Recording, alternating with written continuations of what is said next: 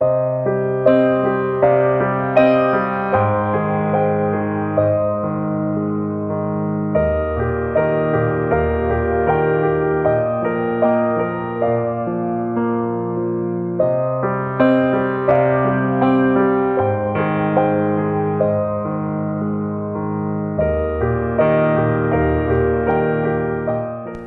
dia, irmãos.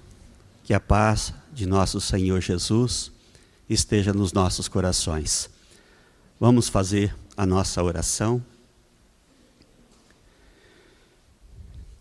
Senhor Jesus, nós lhe clamamos a tua misericórdia, porque somos pecadores, Senhor. E como diz o Salmo, se o Senhor fosse olhar para os nossos pecados e iniquidades, estaríamos condenados. Mas sabemos, ó Jesus amado, que tu és misericordioso, perdoador dos pecados. E nós estamos na tua igreja nestas condições de pobres almas pecadoras, Senhor Jesus. E te pedimos misericórdia. Nos dê, Senhor, a tua esperança. Nos dê, Senhor, a vida que lhe pertence. E nos conceda o Espírito Santo, Senhor, para prosseguirmos em esperança e fé. Faça, Senhor, de nós servos da tua seara, que levemos, Senhor, a tua palavra a outros que ainda não te conhecem. E pelo seu amor, vivamos, Senhor, e sejamos verdadeiros em tudo o que formos fazer. Nos conceda, Senhor, o teu espírito de paz e ajude não somente aos irmãos que aqui estão, mas todos aqueles que nos ouvem e nos veem pela internet, Senhor, sejam abençoados e fortalecidos na sua fé. Não deixe, Senhor, que o inimigo, o enganador, o homicida desde o princípio, nos engane e nos tire deste caminho. Que estejamos, Senhor Jesus, até os últimos dias, trilhando os seus passos. Amém. Pai nosso que estais nos céus, santificado seja o teu nome. Venha a nós o teu reino. Seja feita a tua vontade, assim na terra como nos céus. O pão nosso de cada dia dai-nos hoje. Perdoa, Senhor, as nossas ofensas, assim como nós perdoamos a quem nos tem ofendido. E não nos deixeis cair em tentações, mas livra-nos e guarda-nos de todos os males. Amém. Vamos ao Evangelho segundo Mateus, capítulo 6, versículo 22.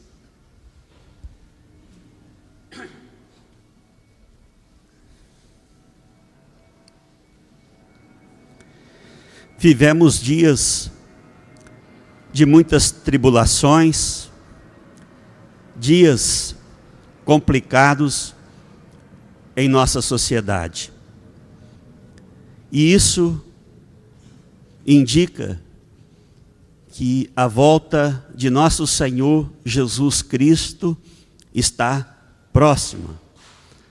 O Senhor está à beira de vir julgar este mundo e separar os bons dos maus.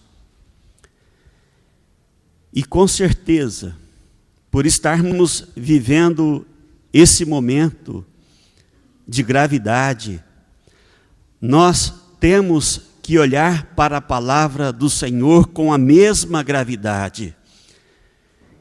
E o Senhor tem levantado homens nesses dias que falam da sua palavra com mais seriedade e profundidade, mas para que tanto os que falam vivam esta palavra com tal seriedade, como os que a recebem também devem vê-la com gravidade, irmãos. As coisas não estão mais como eram. É tempo agora de nós despertarmos, e aqueles que têm olhos para ver, observem as coisas e pergunte a si mesmo se o Senhor não está lhe dizendo: é hora de eu escolher um caminho a seguir. Porque o mundo tem nos convidado a viver coisas que o Senhor não aconselha que vivamos. Embora Ele permita que estejamos do lado que quisermos, Ele tem apontado pela boca de homens de Deus e a sua palavra que existe só um caminho a ser seguido, e este caminho é Jesus Cristo, e agora numa visão diferente, mais grave. Ou seja, a palavra que é ministrada na igreja não deve ficar somente dentro da igreja. A palavra deve ir para a nossa casa. Devemos carregá-la no nosso coração, para que durante toda a semana a vivamos. E somente Jesus Cristo nos proporciona viver a sua palavra. Apartados da oração, apartados da comunhão com Jesus, não será possível. Aquilo que costumávamos dizer, oração todos os dias, é para pastor, é para presbítero, diácono, igrejeiros, não é? Oração todos os dias, todos os cristãos precisam cultivar este hábito, porque é por meio desta comunhão com Jesus que nós manifestamos a sua palavra. Porque apartados de Jesus, não tem como viver os seus ensinamentos, porque os ensinamentos de Jesus são ensinamentos de vida, e a vida que há no ensinamento pertence a Jesus. E se Ele não fomenta esta vida, ela não faz parte de nós, fica somente na mente. Isso não dá frutos, isso não é verdadeiro. As filosofias deste mundo já provaram isso. Somente o Espírito pode nos proporcionar ação e realização e obras verdadeiras. No capítulo 6 do Evangelho segundo Mateus, no versículo 22, a palavra diz: a candeia do corpo são os olhos, de sorte que se os teus olhos forem bons, todo o teu corpo terá luz. Quer dizer, candeia é aquele objeto que ilumina, é a luz. O nosso corpo é a nossa alma. A luz da nossa alma são os nossos olhos físico, material. Não, ele está falando do olho e da visão espiritual. Porque o material enxerga aquilo que a mente vê. E exercitar a mente não é suficiente para viver as coisas do Espírito. Isso é provado. Quem de nós já não leu um livro de autoajuda, de otimismo, pílulas de otimismo, otimismo na sua vida? Não adianta, porque não está no coração.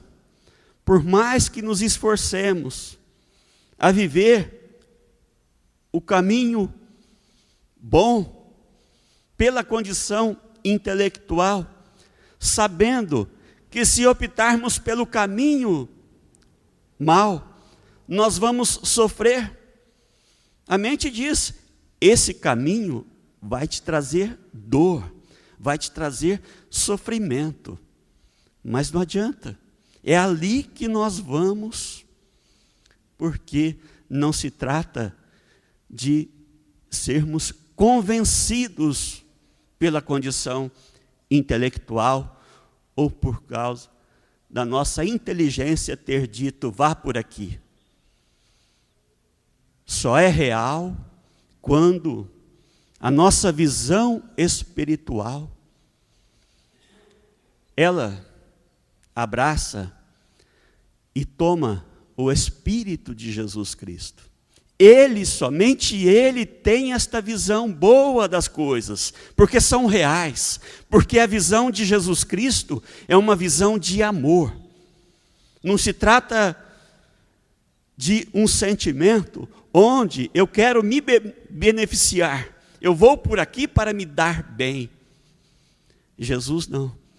Jesus diz: vá por aqui, faça o bem, viva o bem.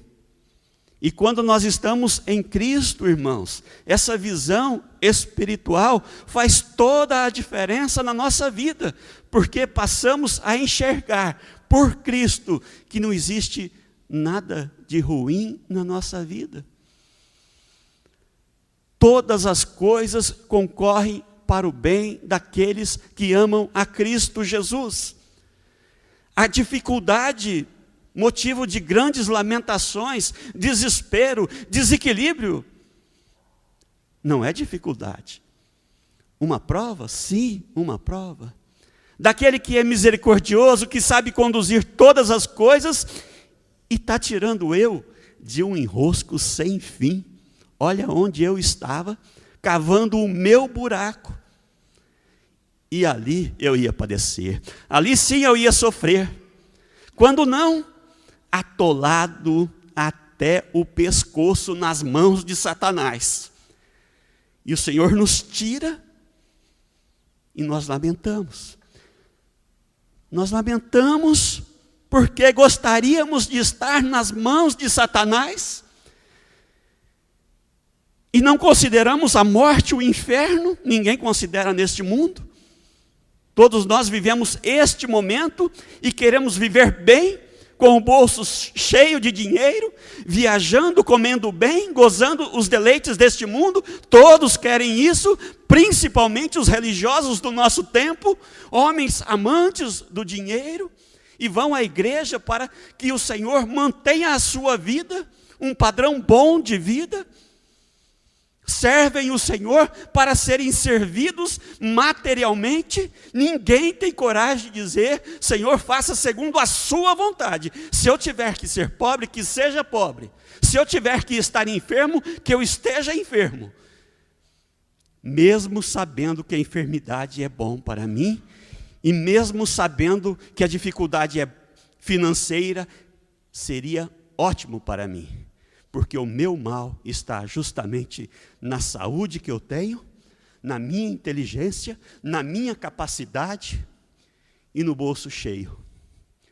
Este é o nosso grande mal. E quando o Senhor modifica as coisas na nossa vida, nós lamentamos. Por quê? No versículo 23 ele diz: se porém os teus olhos forem maus, todo o teu corpo será tenebroso. Se, portanto, a luz que em ti há são trevas, quão grandes serão tais trevas? Existe um culpado? Existe um culpado fora de nós? Não existe um culpado fora de nós.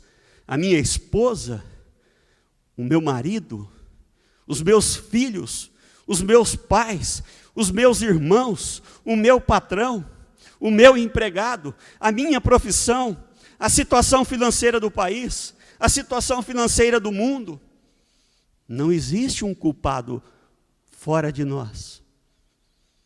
São os nossos olhos que são ruins, porque a nossa visão em relação à vida e tudo na vida é segundo a visão do inimigo de Deus. Olhamos para as coisas e vemos de forma negativa e má. Estas coisas são comunicadas no nosso coração e vivemos tormentos, vivemos correndo que nem doido. Tudo que o inimigo de Deus quer, nós fazemos. Viaja, corre para cá, vai trabalhar, sai correndo, briga no trânsito, vai no mercado apavorado, ansioso, briga com o caixa, briga com quem serve dentro do mercado. Uma pessoa totalmente alterada, porque esse coração, essa visão, tem um que a conduz, as trevas. Então, Senhor Jesus faz um convite à sua igreja. Por isso iniciamos falando da gravidade da palavra do Senhor nesses dias. O Senhor faz um convite à igreja. Olhe, mas segundo a ótica e visão do Cristo de Deus. E isso não se faz por raciocínio, por muito estudar, por muito conhecer, por muito decorar a palavra de Deus, por muita teologia. Não, de jeito nenhum. Isso é espírito.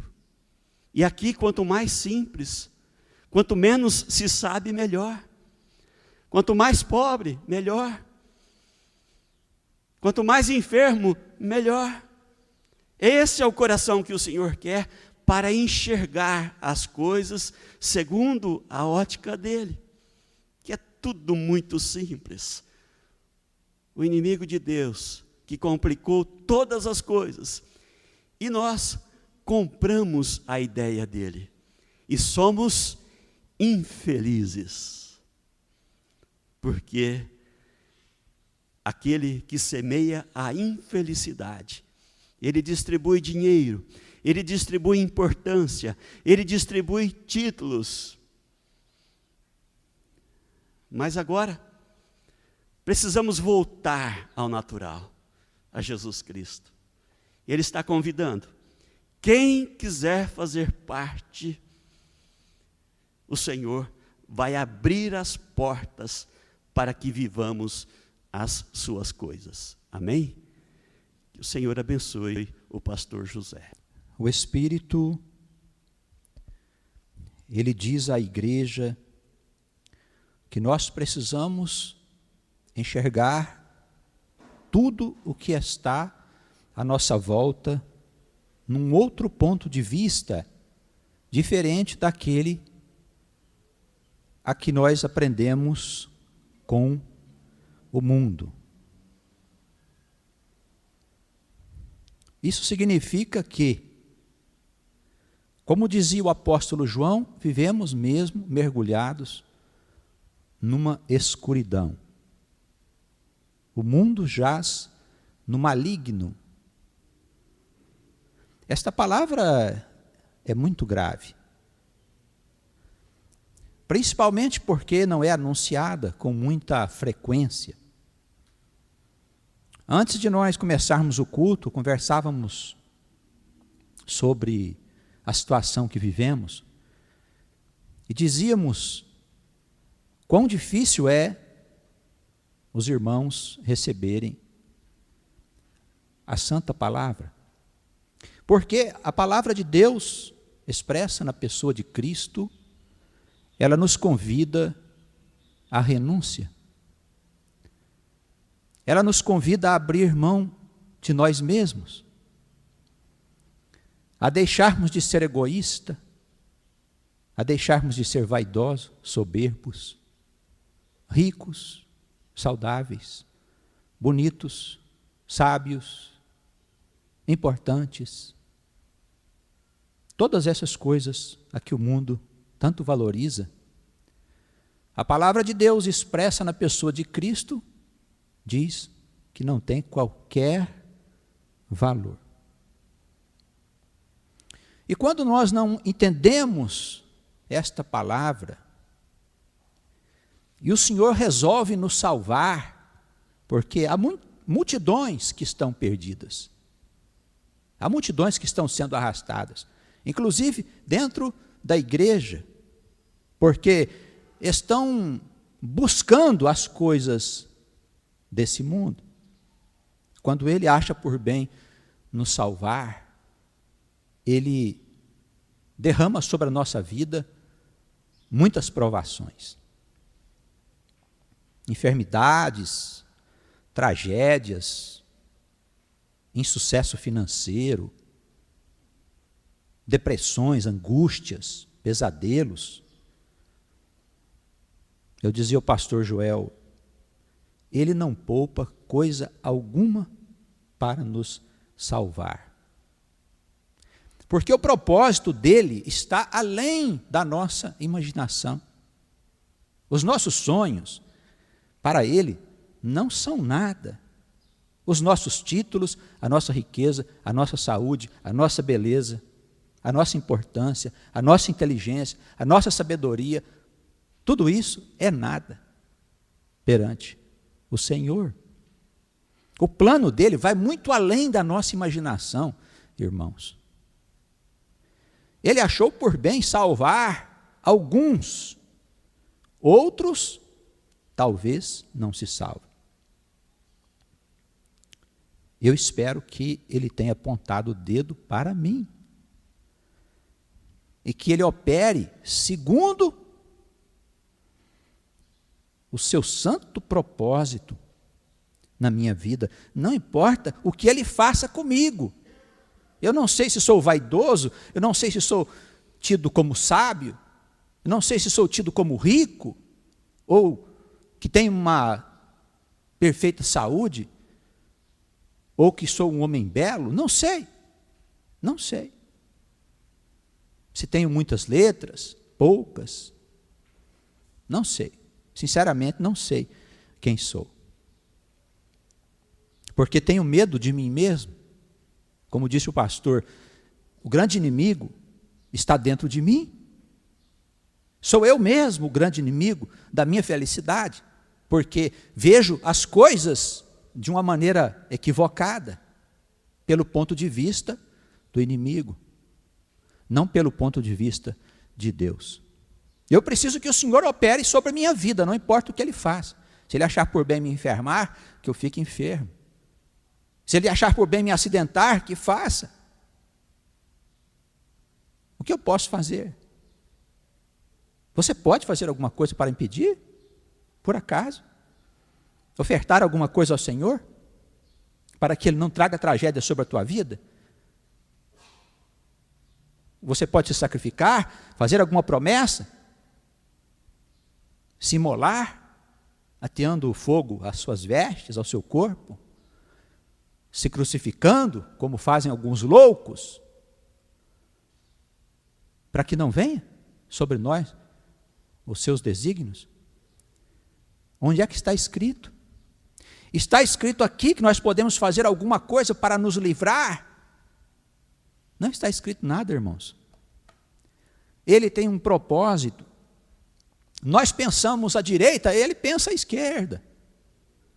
Daí a pouco achamos que estamos indo bem à esquerda, ele vai para a direita. E a gente se pergunta, mas por que ele está fazendo assim? Porque ele é que comanda a nossa vida.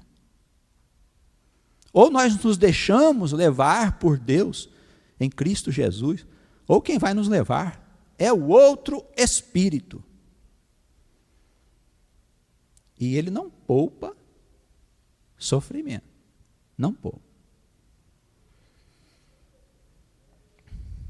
Como o Espírito está mesmo hoje falando da igreja sobre as vaidades, eu queria que os irmãos tomassem aí das suas escrituras, os que estão nos acompanhando também, em outros lugares, tome a sua escritura, e vamos falar de um homem vaidoso. Vamos falar de um homem sábio. Vamos falar de um homem rico. Vamos falar de um homem inteligente, poderoso. Livro de Daniel, capítulo 4. Nabucodonosor, rei da Babilônia, cuja história está por volta do ano 600 antes de Cristo. Esse foi o rei que, por ordem do Senhor, colocou Israel sob o seu domínio. Cercou Jerusalém, deixou que o povo ficasse desesperado, passasse fome, até que ele invadisse a cidade, colocando todos sob a sua guarda. Levou-o como escravo para a capital da Babilônia. Muitos jovens e pessoas a quem ele queria que servisse na sua corte. E no meio desses jovens estava o conhecido profeta Daniel, a quem ele deu um nome Beltesazar, que era o nome lá da sua pátria. Esse Nabucodonosor era mais ou menos assim o que é um Barack Obama hoje. Até onde você pudesse imaginar que houvesse gente, nação, povo e língua, ele dominava, invadia, submetia e fazia o que bem queria. Esse sujeito era um sujeito belíssimo, inteligentíssimo. Foi ele o responsável pelos chamados jardins suspensos da Babilônia, uma das 7 maravilhas do mundo antigo. Uma coisa que você não pode nem imaginar nos nossos dias. Imagina 600 anos antes de Cristo. O sujeito era bom mesmo. E essa figura aqui, esse Nabucodonosor, ele tem muito de nós mesmos, sabe? Na verdade, ele tem tudo aquilo que nós gostaríamos de ter: fama, poder, sabedoria, propriedades de todo tipo, exércitos. Tudo aquilo que nós sonhamos ter. Era um homem vaidoso, soberbo, cuja história se desenvolve durante décadas. Assim como a nossa história também se desenvolve durante décadas, e nós achando um monte de coisas que nem sempre são verdadeiras a nosso respeito. E a Igreja de Cristo, ela tem o papel de te ajudar a refletir sobre quem é você. Quem somos nós? Qual é o caminho a ser trilhado?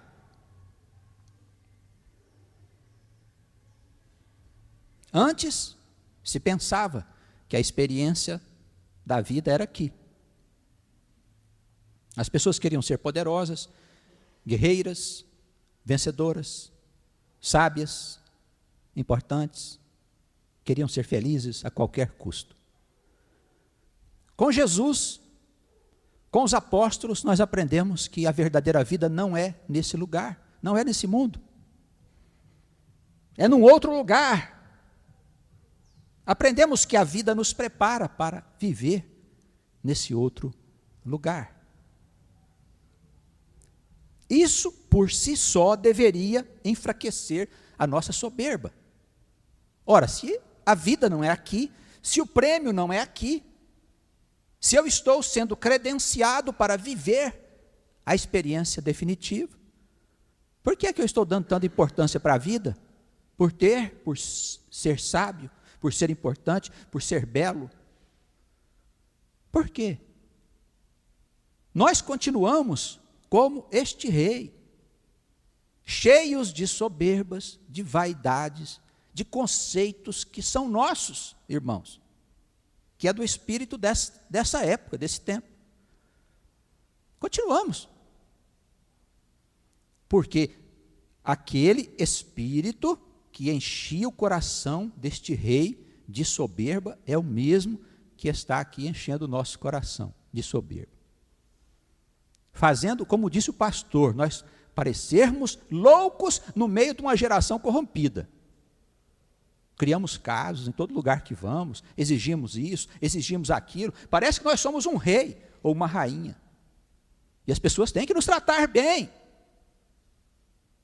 Não porque nós somos de Deus, é porque nós somos nós mesmos. Queremos ser tratados bem. E o bicho lá na televisão diz, você tem direito, você precisa exigir teus direitos e tudo mais. E a parte dos deveres, ninguém fala. Já viu? Televisão falando sobre uma campanha para que as pessoas possam cumprir os seus deveres. Já viu isso? Não, não tem, não se fala de deveres.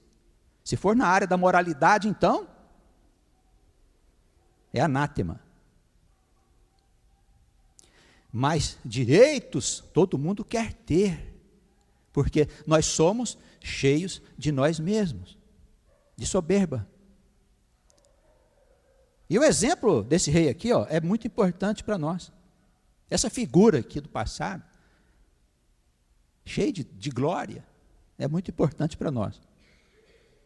Eu vou ler o capítulo aqui com os irmãos, vamos parando e comentando, para a edificação da igreja. Vamos ver se no fim de tudo isso, a gente sai daqui um pouquinho mais enfraquecido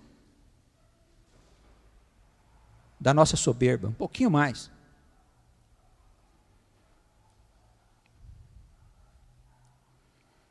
O livro de Daniel, capítulo 4, ele diz o seguinte: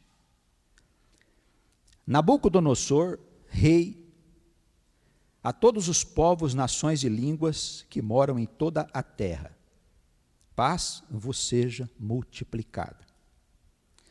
Pareceu-me bem fazer conhecido os sinais e maravilhas que Deus, o Altíssimo, tem feito para comigo. Quão grandes são os seus sinais e quão poderosas as suas maravilhas.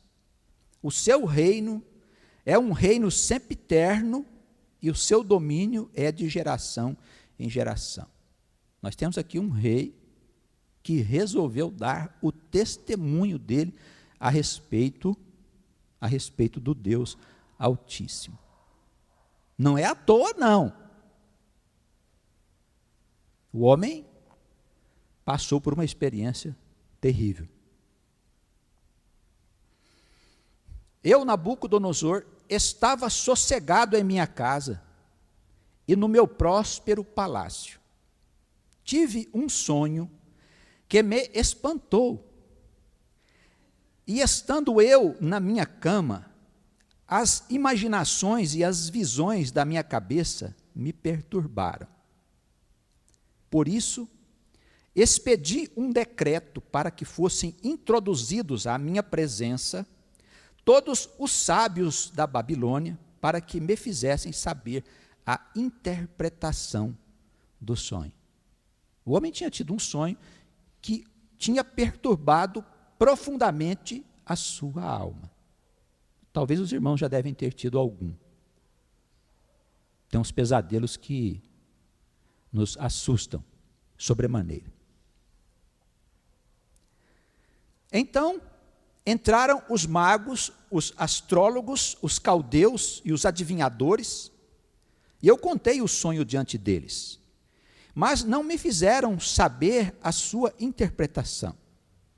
Mas, por fim, entrou na minha presença Daniel, cujo nome é Beltesazar, segundo o nome do meu Deus, e no qual há o espírito dos deuses santos.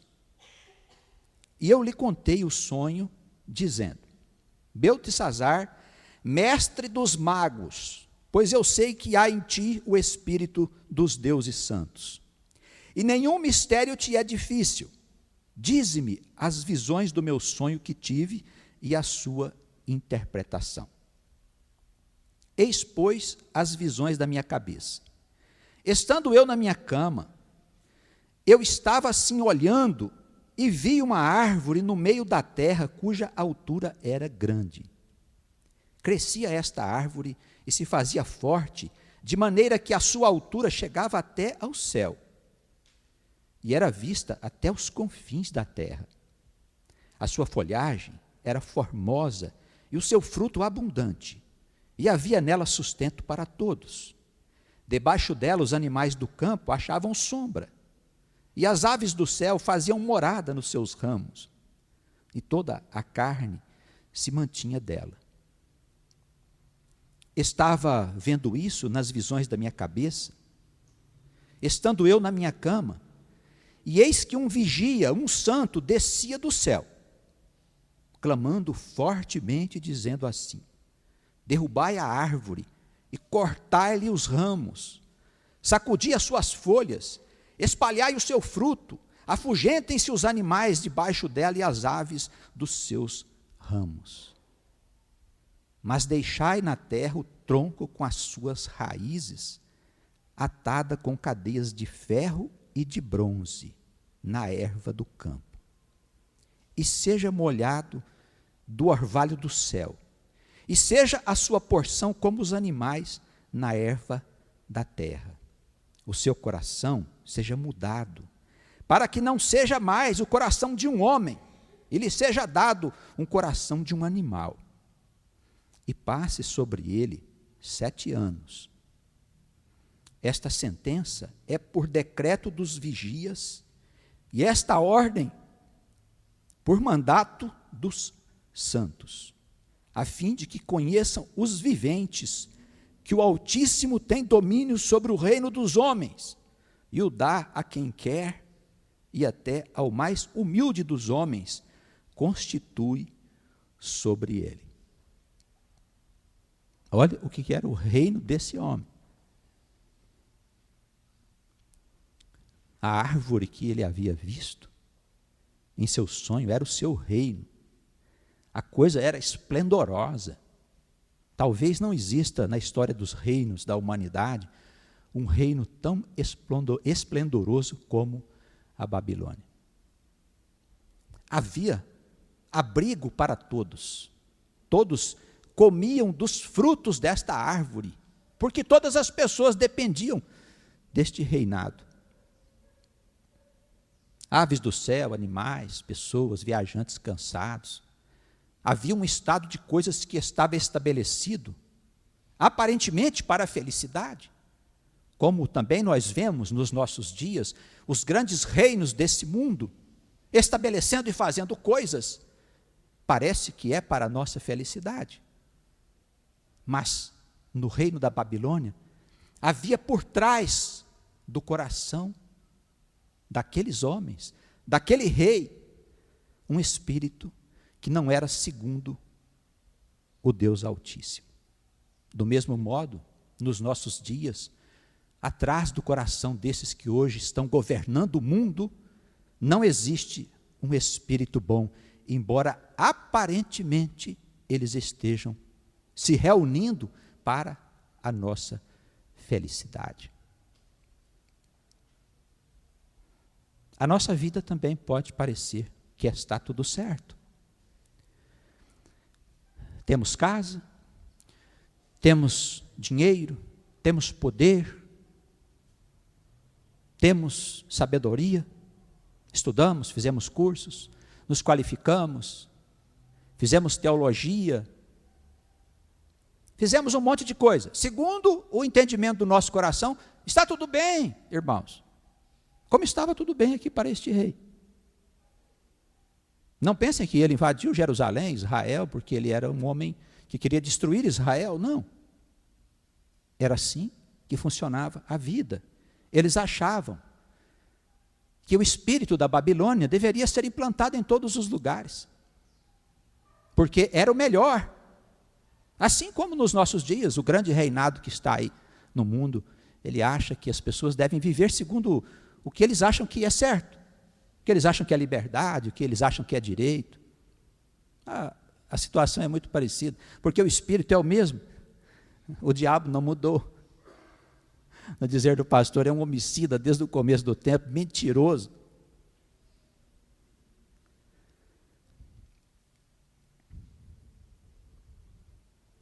Versículo 18: este sonho eu, o rei Nabucodonosor, vi. Tu, pois, Beltesazar, que era o nome do Daniel, dize a interpretação, porque todos os sábios do meu reino não puderam fazer-me saber a sua interpretação.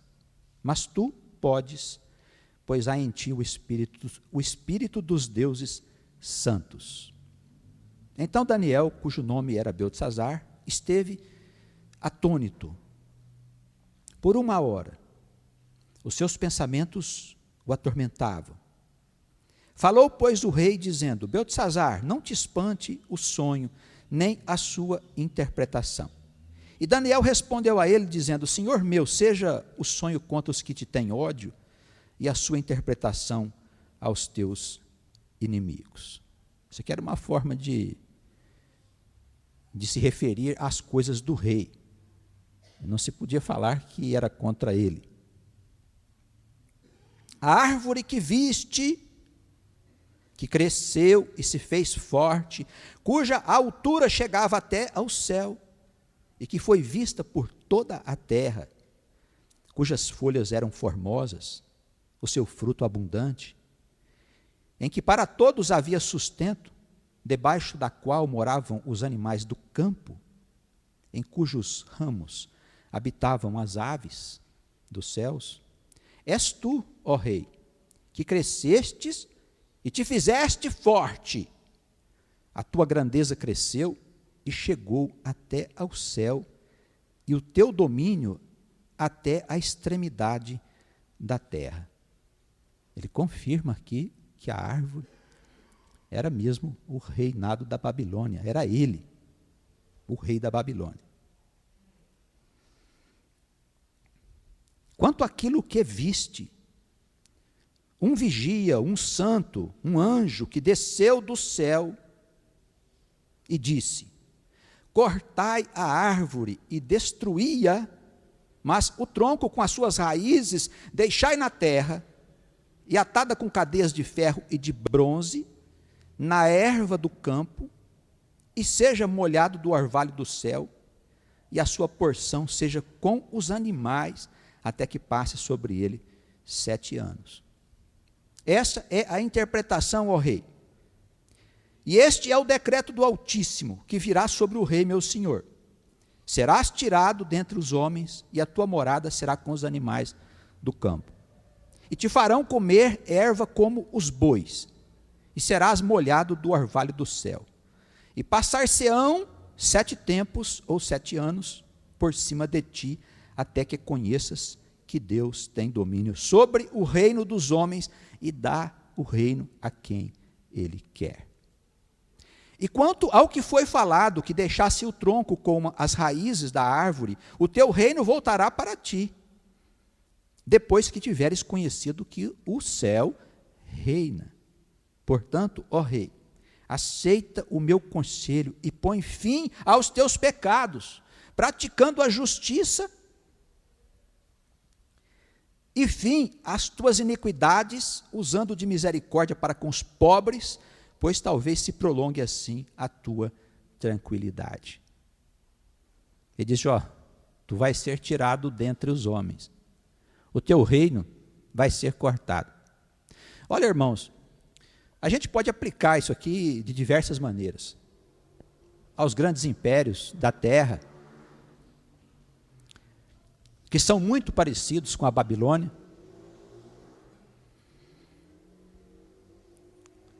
E podemos aplicar à nossa vida pessoal. Imagina você garboso ou garbosa. Tudo certinho. Casa num bom lugar para se morar, confortável. 2, 3 automóveis na garagem, carros do ano.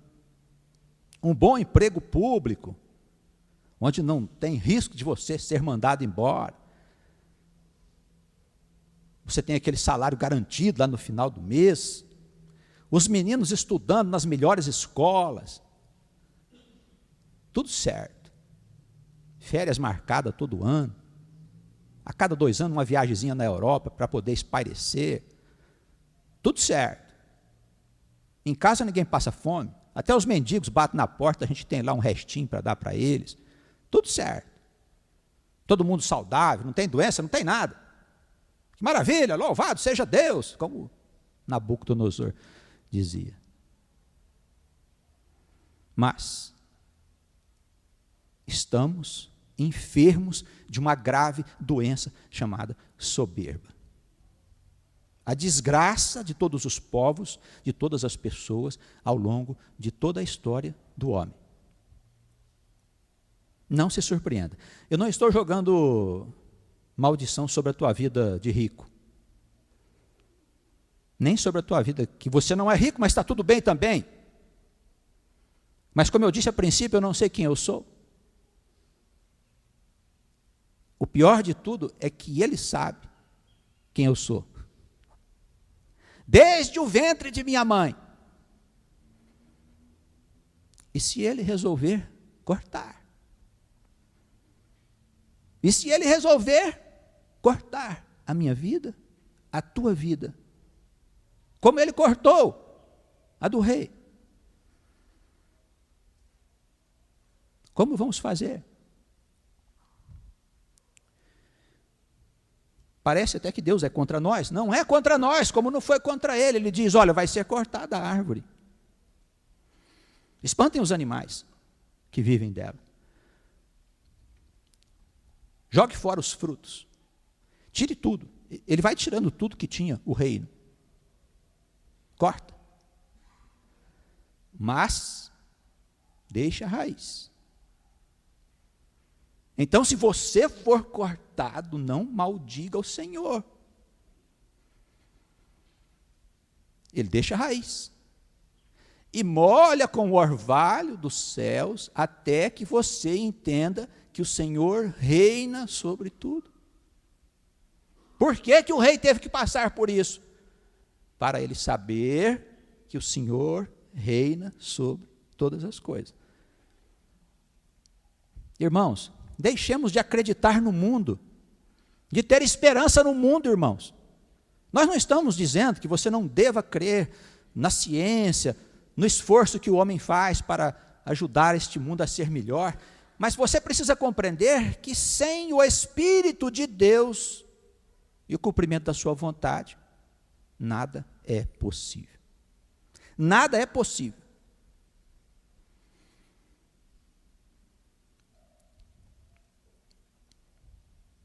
O rei, aqui na história do capítulo anterior, os irmãos podem dar uma consultadinha em casa. Ele tinha assim um jeitinho meio violento de ser, sabe? Ele já estava meio chocado aqui, porque ele havia jogado alguns amigos, aqueles moços que vieram lá de Jerusalém, ele tinha jogado alguns amigos do Daniel na fornalha quente, para serem queimados, porque os meninos não quiseram adorar o Deus dele. Ele estava ficando meio maluco, ele fez uma estátua de ouro e diz, olha, quem não adorar quando tocar qualquer instrumento de corda, de joelhos, será tirado. E o pessoal foi contar para ele, ó, rei, tem aí um pessoal lá de Jerusalém que não quer saber de se curvar, não. Os meninos chamavam Sadraque, Mesaque e Abidnego. Era o nome que foi dado a eles lá na Babilônia. O rei chegou para ele e disse, olha, vocês não vão adorar? Vai para a fornalha. Eles falaram, pode queimar. Nós vamos mesmo. O rei, que era muito orgulhoso, ele disse assim, faz o seguinte, então esquenta essa fornalha aí 7 vezes mais do que nós costumamos queimar o povo. Era uma gracinha o Nabucodonosor, né? Gente boa demais. Esquentaram a fornalha 7 vezes mais do que costumavam queimar as pessoas. Até os homens que foram levar os 3 lá, foram queimados. Tal era o calor que saía lá de dentro daquela fornalha. Jogaram os meninos lá. Demorou um pouco, o rei resolveu dar uma olhadinha se já haviam sido consumidos. Tinha 3 andando no meio das chamas. E mais um. Ele perguntou, mas como nós jogamos 3, como é que tem 4? Não queimou, era o Senhor. Ele já tinha sido provado e continuava na soberba. Às vezes nós somos provados, mas não está bom, sabe? Deus Altíssimo se mostra a nós, na nossa vida, não somos convencidos. Não somos convencidos, continuamos vivendo conforme vivem as pessoas desse século. Aí o Senhor disse, bom, então, já que você não vai, nós vamos fazer uma outra coisa. Eu vou cortar você para valer. Ele foi convertido depois disso, viu, irmãos? Nós temos esperança. Ele cortar nós, quem sabe, nós vamos ser convertidos como ele foi. Versículo 28. Todas essas coisas vieram sobre o rei Nabucodonosor. Passou-se um ano, ele não deu ouvidos pelo conselho aqui do Daniel, disse, olha, vê se pratica um pouco mais de justiça, afasta dos pecados, tenha misericórdia com os pobres. O Daniel aconselhou ele não quis saber. Passou um ano, ao fim desse ano, quando Nabucodonosor passeava no palácio real, que tinha sacadas lindas, de onde ele via toda a cidade, ele está passeando por ali, e o rei falando com ele mesmo. Olha só a conversa dele. Não é essa a grande Babilônia que eu edifiquei para a casa real, com a força do meu poder e para a glória da minha magnificência? Parece nós, né? Não é essa empresa que eu construí com meu esforço, você não sabe quanto eu trabalhei para ter esta propriedade hoje, empregando multidões, etc.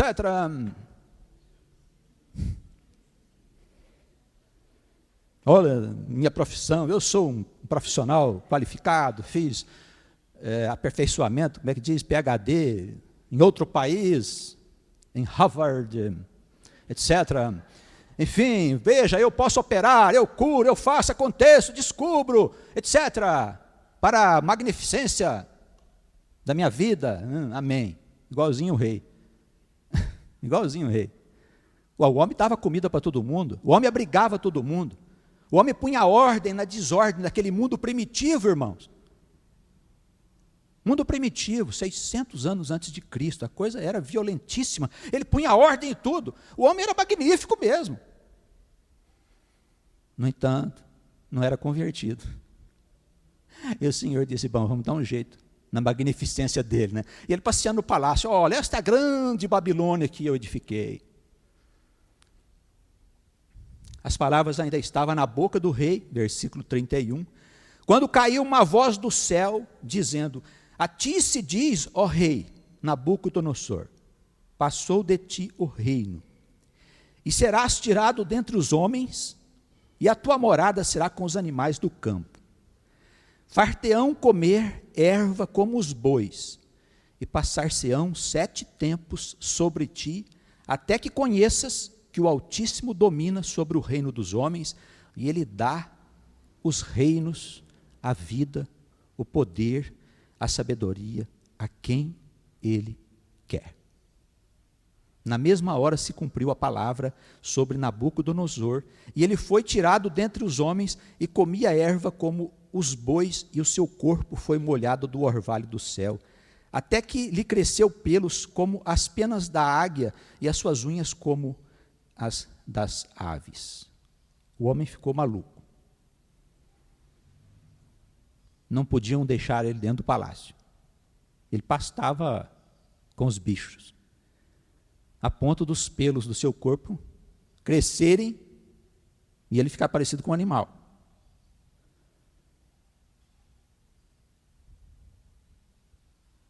Sete anos, esse homem ficou louco.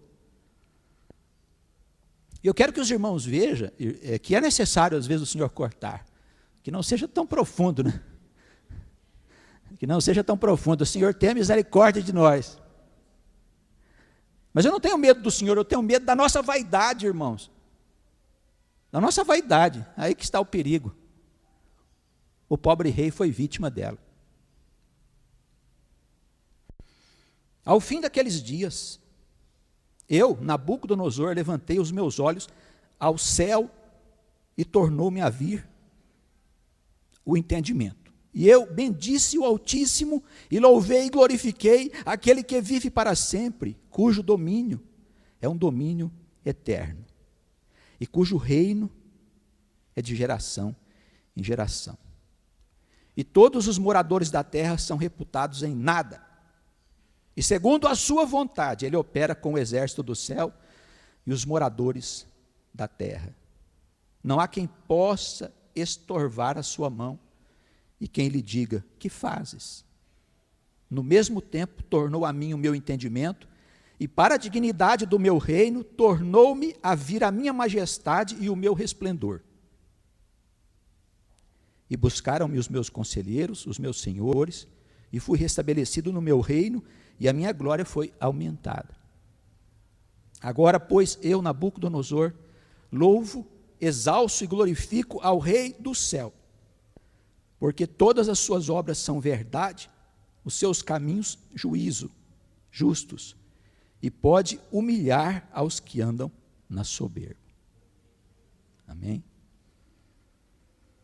Que Ele nos ajude, né, irmãos? Se precisar cortar, que corte. Mas deixemos o Senhor operar. Ele opera, segundo disse o rei. Ele opera com os exércitos do céu e com os moradores da terra. A desgraça pode vir sobre você de diversas formas, para cortar a tua vaidade. O Senhor não quer a tua riqueza, tua glória, tua sabedoria? Não, absolutamente. Devolveu ao rei a sua majestade e maior glória. Mas ele converteu o rei, que sabe que tudo foi concedido pelo Rei dos céus. Não há outro, irmãos, não há outro. Rendamos graças a este Rei, ao nosso Deus, ao Deus que Cristo veio nos apresentar. Que Ele possa nos envolver no seu amor, na sua misericórdia, e que Ele não impute a nós os pecados, porque senão seremos consumidos. Jesus nos ajude. Amém. Vamos orar? Senhor nosso Deus, Rei dos céus, aquele que durante toda a história desse mundo tem operado de geração em geração, concedendo e tirando reinos. A Ti, Senhor, nós rendemos graças e Te louvamos e Te pedimos que nos abençoe em Teu Filho Jesus, que nos ajude com nossas fraquezas, as nossas ilusões, os nossos arrastamentos. Senhor, cuida de tudo por nós. Pai nosso que estais nos céus, santificado seja o vosso nome, venha a nós o vosso reino, seja feita a vossa vontade, assim na terra como nos céus. O pão nosso de cada dia nos dai hoje, perdoai as nossas ofensas, assim como nós perdoamos a quem nos tem ofendido, e não nos deixeis cair em tentação, mas livra-nos do mal.